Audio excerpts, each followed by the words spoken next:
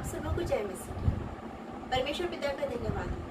परमेश्वर ने हमें अवसर दिया कि हम उसके वचनों में मनन करने जा रहे हैं, वचनों में से सीखने जा रहे हैं। परमेश्वर ने हमें अवसर दिया कि हम उसकी वाणियों पर मनन कर रहे हैं। हम बीते 2 दिनों में लगातार पहली और दूसरी वाणी पर मनन किए। आज हम तीसरी वाणी से सीखने जा रहे हैं और कल हम चौथी वाणी में से सीखेंगे। इस तरह हम आने वाले दिनों में लगातार उन 7 वाणियों पर जो यीशु मसीह ने क्रूस पर से कही, उन 7 वाणियों पर मनन करेंगे।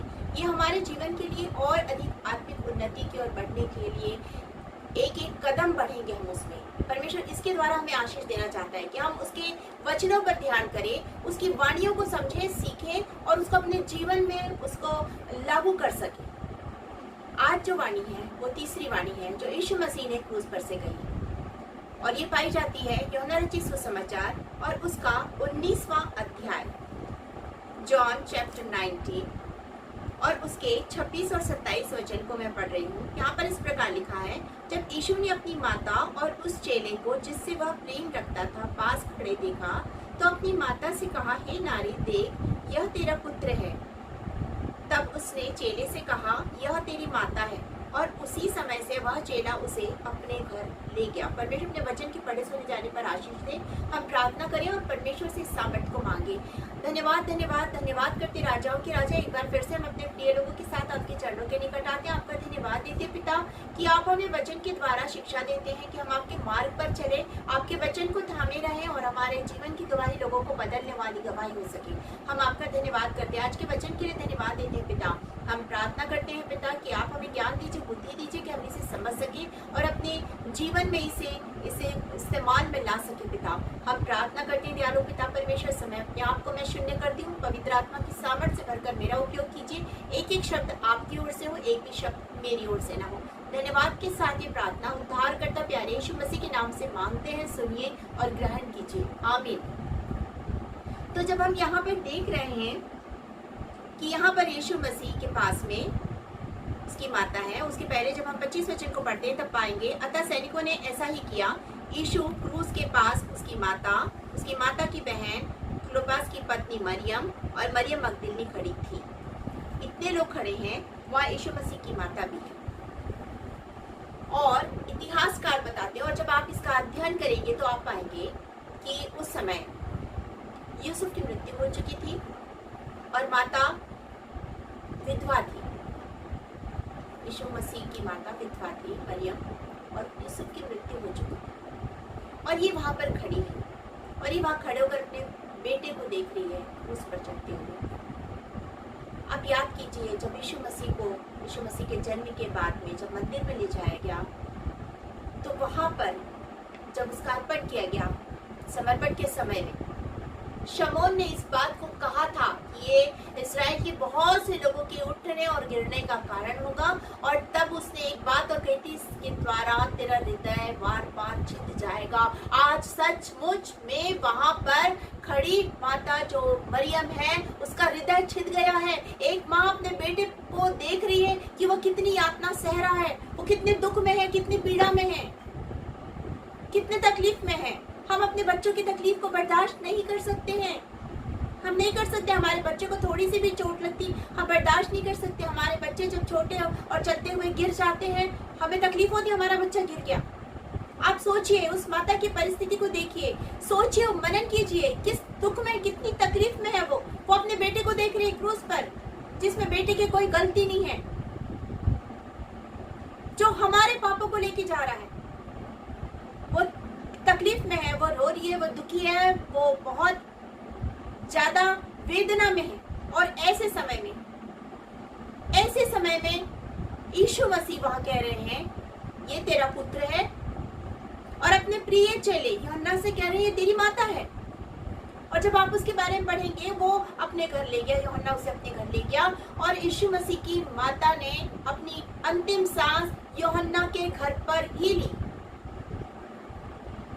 ये यूहन्ना को जो जिम्मेदारी दी गई थी, उसने उस जिम्मेदारी को अंत तक पूरा किया। उसने उस जिम्मेदारी को पूरा किया। यहाँ पर हम देखते हैं, जब आप पुराने नियम को देखेंगे, पुराने नियम में व्यवस्था विवरण की पुस्तक में भी इन्हीं बातों को हम देखते हैं। उसके 21 अध्याय 17 वचन में हम यही पाते हैं। वहां पर भी यही लिखा हुआ है व्यवस्था विवरण में, पहलौठे के अधिकार के बारे में है। पुराने नियम में हम देखते हैं कि पहलौठे को एक बहुत महत्वपूर्ण अधिकार दिया जाता था, उसी के ऊपर सारी जिम्मेदारी होती थी। पहलौठा पुत्र हर चीज करेगा, और वचन बताता है कि पहलौठा हमेशा प्रभु के लिए दिया जाता था। उस समय में पहलौठा हमेशा प्रभु के लिए दिया जाता था। और जब आप उत्पत्ति की पुस्तक को पढ़ेंगे तो आप उत्पत्ति में इन्हीं बातों को पाएंगे। उत्पत्ति की पुस्तक में आप पाएंगे कि किस तरह से उत्पत्ति और उसके 25 अध्याय और उसके 31 और 32 वचन को पढ़ेंगे तो आप पाएंगे वहां पर याकूब भोजन वस्तु बना रहा है, लाल मसूर की दाल बना रहा है, भोजन वस्तु बना रहा है। एसाव वहां आता है और उसे भूख लग रही है, और एसाव याकूब से कह रहा है कि ये जो बना रहा है इसमें से मुझे कुछ खाने के लिए दे। और तब याकूब कह रहा है एसाव से, अपने पहलौठे के अधिकार को मुझे बेच दे। शब्द है वहां पर, आप पढ़िएगा उसको। और तब एसाव कहता है कि मेरे को तो बहुत भूख लग रही है, मुझे बहुत भूख लग रही है, इस पहलौठे के अधिकार को मैं क्या करूंगा, बेच देता हूं। दे दिया उसने, अपने पहलौठे के उस अधिकार को उसने छोड़ दिया। इतना महत्वपूर्ण अधिकार उसे दिया गया था, इतना महत्वपूर्ण अधिकार, और उसने अपने पहलौठापन छोड़ दिया वहां पर। हमारा यीशु मसीह पहलौठा पुत्र है, हमारा यीशु मसीह वो प्रथम फल है हमारे लिए, जिसने हमारे लिए अपने प्राणों को दिया। वो यीशु मसीह यहाँ पर से कह रहा है, अपने उस कर्तव्य का पालन कर रहा है, उसके ऊपर यह जिम्मेदारी दी गई है। और वचन बताता है कि यीशु मसीह ने खुद कहा वो व्यवस्था को खत्म करने नहीं, लोप करने नहीं आए, उसे पूरा करने आए। और व्यवस्था को यीशु मसीह ने पूरा किया, उसने व्यवस्था को पूरा किया। और अब हम अनुग्रह में हैं, और हमारे ऊपर अनुग्रह किया, उस व्यवस्था को उसने पूरा किया और हमें अनुग्रह दिया। ये उसकी व्यवस्था को पूरा करना है कि उसने अपने उस अधिकार को, पहलौठे के उस अधिकार को अपने चेले को दिया। क्यों दिया? इसलिए दिया क्योंकि जब आप लूका रचित सुसमाचार और उसके पहले अध्याय के 46 वचन और 47 वचन को पढ़ेंगे, जहां पर यीशु मसीह के जन्म के बारे में मरियम के साथ स्वर्गदूत की बातचीत हो चुकी है। और मरियम उससे कह रही है, पहले अध्याय के 38 वचन में मरियम कह रही है कि मुझे तेरे वचन के अनुसार हो, मैं प्रभु की दासी हूँ, मुझे तेरे वचन के अनुसार हो। और उसके बाद वो एलिशबा से मिलने जाती है, और एलिशबा से मिलने के बाद वो प्रसन्न होकर वहाँ गीत गा रही है, और वो कह रही है 46 वचन में कह रही है कि मेरा हृदय बड़ाई कर रहा है। क्यों बड़ाई कर रहा है? उस उद्धारकर्ता के कारण बड़ाई कर रहा है। उसने यीशु मसीह को जन्म से पहले ही अपना उद्धारकर्ता ग्रहण कर लिया, क्योंकि जब स्वर्गदूत जिब्राइल आया और उसने आकर के मरियम को बताया ये सारी बातों को कि परमेश्वर ने तुम्हें किस लिए चुना है, ये सारी बातों को बताया। और उसने बताया ये उद्धारकर्ता जन्म लेने वाला है, पवित्र आत्मा की ओर से जन्म लेने वाला है। तभी से मरियम ने यीशु मसीह को अपना उद्धारकर्ता ग्रहण कर लिया। लेकिन आगे जब हम देखते हैं, यीशु मसीह के बाद उनके भाई बहन और हुए, जो मरियम और यूसुफ से थे, और भाई बहन हुए। और वचन हमसे कहता है यूहन्ना रचित सुसमाचार और उसके जब आप 7वें अध्याय को पढ़ेंगे तो आप उसके 5वें वचन में पाएंगे कि उसके भाइयों ने, झोपड़ियों के पर्व का वहां पर वर्णन है। और तब आप पाएंगे कि उसके भाइयों ने यीशु मसीह को उद्धारकर्ता ग्रहण नहीं किया, उसने विश्वास नहीं किया उसके भाइयों ने यीशु मसीह पर। लेकिन माता ने विश्वास किया था यीशु मसीह पर, भाइयों ने विश्वास नहीं किया। यही वजह थी, वो अविश्वासियों के बीच में अपनी माता को नहीं भेजना चाहते थे। और यहाँ पर भाई नहीं है कोई भी, माता के लिए भाइयों का कोई वर्णन नहीं है। इवन उनके चेले भी नहीं है वहां पे, चेले भी सब चले गए थे छोड़ के। वहां पर कौन है? एकमात्र चेला है जिससे यीशु मसीह प्रेम करता था, वो एकमात्र चेला है वहां। यीशु मसीह का प्रेम है, यीशु मसीह का प्रेम अपनी माता के लिए है। यीशु मसीह अपनी कर्तव्य को पूरा कर रहे हैं। अविश्वासियों के बीच में अपनी माता को नहीं भेजा, उसने उस विश्वासी के बीच में भेजा जो यीशु मसीह पर विश्वास करता था, जो यीशु मसीह का चेला है, उसके पास भेजा अपनी माता को और कहा ये तेरी माता है। यहाँ हम 3 बातों को देखते हैं। पहली चीज, पहली चीज जो हम देखते हैं वो है परिवार के प्रति हमारा प्रेम। ये हमें सिखाता है, परिवार के प्रति प्रेम सिखाता है। लव फॉर आवर फैमिलीज, ये हमें यहाँ पर सीखने को मिलता है। जब काना नगर में यीशु मसीह अपने परिवार के साथ गए, माता मरियम थी, सब परिवार वहां गए और वहां पर दाखरस की कमी हो गई थी। और आप उस आश्चर्य कर्म को जानते हैं, वो अपने परिवार के साथ वहां गए, उस जिम्मेदारी को वहां पर पूरा किया, उस पारिवारिक जिम्मेदारी को पूरा किया, अपमान नहीं होने दिया परिवार का, उस जिम्मेदारी को वहां पर पूरा किया। वो अपने परिवार से प्रेम करते थे, अभी भी वो प्रेम प्रकट हो रहा है कि अपनी माता की चिंता कर रहे हैं, वो अपनी माता की चिंता कर रहे हैं। ये है परमेश्वर का प्रेम। और जब आप निर्गमन और उसके 20वें अध्याय और 12 वचन को पढ़ेंगे तो आप पाएंगे वहां पर हमारे लिए जो 10 आज्ञा है उसमें से उस आज्ञा को पाएंगे जहां पे लिखा है कि अपने माता और पिता का आदर कर। माता और पिता का आदर, यहाँ पर आदर है, आदर हुआ है, यहाँ पर चिंता हुई है, यहाँ पर फिक्र हुई है, परिवार की चिंता हुई है, माता की चिंता हुई है। माता जो विधवा है वो अब भाई अविश्वासी है, वो भाइयों के बीच में अपनी माता को भेजना नहीं चाहते, वो विश्वासियों के बीच में अपनी माता को रखना चाहते हैं। और इसीलिए यहाँ पर यूहन्ना को चुने कि माता को लेके जाओ। ये पहला कार्य है, ये पहला कार्य जो यीशु मसीह ने किया वहां, और हमारे लिए भी है कि अपने परिवार से हम प्रेम करें। दूसरी चीज है उत्तरदायित्व, परिवार के प्रति उत्तरदायित्व, रिस्पॉन्सिबिलिटी फॉर आवर फैमिली, परिवार के प्रति उत्तरदायित्व, पत्नी के प्रति, पति के प्रति, बच्चों के प्रति, हर एक के प्रति हमारा एक उत्तरदायित्व है। उस उत्तरदायित्व को पूरा किया। जब आप पहला तीमुथियुस को पढ़ेंगे, पहला तीमुथियुस के 5वें अध्याय में विधवाओं के बारे में लिखा हुआ है कि विधवाओं की सुधि लेनी है, विश्वासियों को हर एक को सुधि लेनी है, वहां उसके बारे में लिखा है। और जब आप उसको पढ़ेंगे, तीमुथियुस की पत्री को जब आप पढ़ेंगे तब वहां पर पाएंगे कि वहां पर अध्यक्ष के बारे में लिखा है।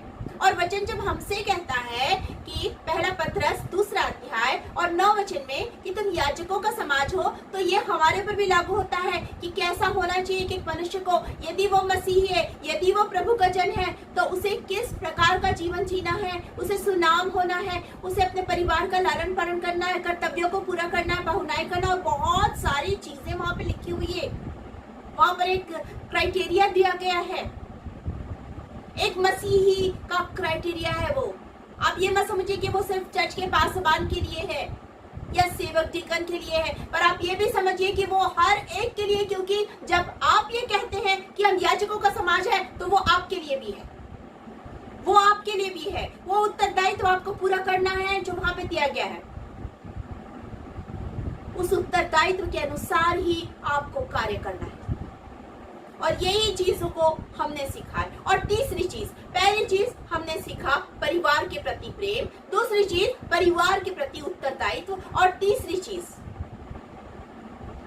जीवन की प्राथमिकता, मसीही जीवन की प्राथमिकता, जिसमें सबसे पहला स्थान परमेश्वर का है। त्रिएक परमेश्वर का स्थान सबसे पहले है, और उसके बाद आता है आपका परिवार, पति पत्नी, बच्चे, माता पिता, और तब तीसरी चीज आती है आपका कार्य क्षेत्र, आपका मिशन फील्ड, या आपका कार्य क्षेत्र, या आप जहां जॉब करते हैं, या यदि आप मिशनरी है, वो चीज तीसरे नंबर पर आती है। पहले आता है हमारा परमेश्वर, दूसरे में आता हमारा परिवार, और तीसरे में आता हमारा कार्य। हमने यहाँ पर इन्हीं चीजों को सीखा, यहाँ पर हमने इसी चीज को सीखा है। अपनी माता की जिम्मेदारी उसने उस चेले को दी, इन 3 चीजों को सीखा। एक मसीही जीवन में हमें यही करना है, एक मसीही जीवन में हमें यही करना है। हमें हमेशा सुधि लेना है, अपने परिवार की चिंता फिक्र करना है, अपने परिवार को देखना है, विधवाओं को देखना है, विधवाओं की सुधि लेना है। यही तो हम सीखते हैं। तभी तो यहाँ पर यीशु मसीह ने कहा कि देख ये तेरा पुत्र है, और कहा देख ये तेरी माता है, और उसी समय से वो चेला अपने घर ले गया। क्या हम अपनी उस रिस्पॉन्सिबिलिटी को पूरा कर रहे हैं? आज यीशु मसीह ने हमें भी एक जिम्मेदारी दी, उसने चेले को एक जिम्मेदारी दी माता की, हमें जिम्मेदारी दी है वचन की। हमें भी एक जिम्मेदारी दी है। जैसे उसने माता की जिम्मेदारी अपने उस चेले को दी, हमें भी एक जिम्मेदारी दी वचन के प्रचार की। हमें भी जिम्मेदारी दी दूसरों के लिए प्रार्थना करने की। क्या हम अपनी जिम्मेदारी पूरा कर रहे हैं? यदि नहीं कर रहे तो हमें करना है, और यदि हम कर रहे हैं तो परमेश्वर हमें आशीष दे। आज हम इन्हीं बातों को सीखे हैं। आज हमने इन्हीं बातों को सीखा है कि किस तरह प्रभु यीशु मसीह ने उस व्यवस्था को पूरा किया, किस तरह प्रभु यीशु मसीह ने अपने कार्य को पूरा किया। अपनी माता को यूं ही अकेला नहीं छोड़ा, अविश्वासियों के बीच में नहीं छोड़ा, परंतु विश्वासियों के बीच में छोड़ा। अपनी माता को वहां पर रखा और उस जिम्मेदारी को पूरा किया। माता को एक पुत्र मिला और पुत्र को एक माता मिली। हमारा प्रभु हमारे जीवन से भी यही चाहता है कि हम अपनी जिम्मेदारियों को गंभीरता से पूरा करें। वो चाहता है कि हम भी परिवार के प्रति अपनी जिम्मेदारियों को गंभीरता के साथ पूरा करें, उस प्रेम को गंभीरता के साथ देखें। हम अपने हर एक कार्य को बड़ी गंभीरता से लें। आज हमारा प्रभु चाहता है यहाँ तक जो कार्य हमें प्रभु ने दिया है उस कार्य के प्रति भी हम गंभीर हो जाए। और वो कार्य प्रभु ने जो हमें दिया है वो है मेरी शिक्षाओं को और मेरी आज्ञाओं को जो मैंने तुम्हें सिखाया है दूसरों को मानना सिखाओ। प्रभु ने कार्य हमें दिया है कि जैसा मैं तुमसे प्रेम करता हूँ वैसा ही तुम भी प्रेम करो। अपने पड़ोसियों से प्रेम करो, परमेश्वर से प्रेम करो, सारे मन सारे प्राण सारी बुद्धि से प्रेम करो। परमेश्वर चाहता है आज हम उन सारी बातों को पूरा करें। क्या आप तैयार हैं? यदि आज तक आप जिम्मेदारियों से भाग रहे तो आज मौका है उन जिम्मेदारियों को आप अपने कांधे पर ले लीजिए, क्योंकि आपको प्रभु अपनी सामर्थ्य से भरने जा रहा है। यदि आप तैयार हैं आइए हम प्रार्थना करें, क्योंकि प्रभु ने जो हमें जिम्मेदारी दी है आज हम उसे पूरा करने के लिए उस सामर्थ्य को प्रभु से मांगे कि प्रभु तू हमें सामर्थ्य दे कि हम उन सारे कार्यों को पूरा कर सके जो तूने हमें दिया है। जैसे यूहन्ना ने उस कार्य को पूरा किया हम भी कर सके। प्रार्थना करेंगे, अपनी आंखों को बंद करेंगे। धन्यवाद धन्यवाद धन्यवाद पिता परमेश्वर आज के वचन के लिए। पिता आपने इन वचनों के द्वारा हमें सिखाया कि किस तरह हमें अपने परिवार के प्रति अपनी जिम्मेदारी को पूरा करना है, किस तरह हमें अपने कार्यों को पूरा करना है, और सबसे बड़ी बात किस तरह आपने जो हमें कार्य सौंपा उस कार्य को हम पूरा करें। पिता हम आपका धन्यवाद देते हमारे उद्धारकर्ता प्रभु यीशु मसीह ने क्रूस से कही गई इन वाणियों के द्वारा हमारा मार्गदर्शन किया कि हम अपने जीवन में किस तरह आगे बढ़े। हम आपका धन्यवाद देते आज के वचन के धन्यवाद देती हूँ राजा। जब मैंने अपने आप को शून्य किया आपने मुझे आत्मा से भरकर मेरा उपयोग किया। सारी बातों के लिए आपका धन्यवाद। धन्यवाद के साथ इस प्रार्थना को हमारे उद्धारकर्ता प्रभु यीशु मसीह के मधुर और मीठे नाम से हम मांगते सुनिए और ग्रहण कीजिए। आमीन। आप सबों को एक बार फिर से जय मसीह की, और प्रभु आप सबों को बहुत आशीष दे।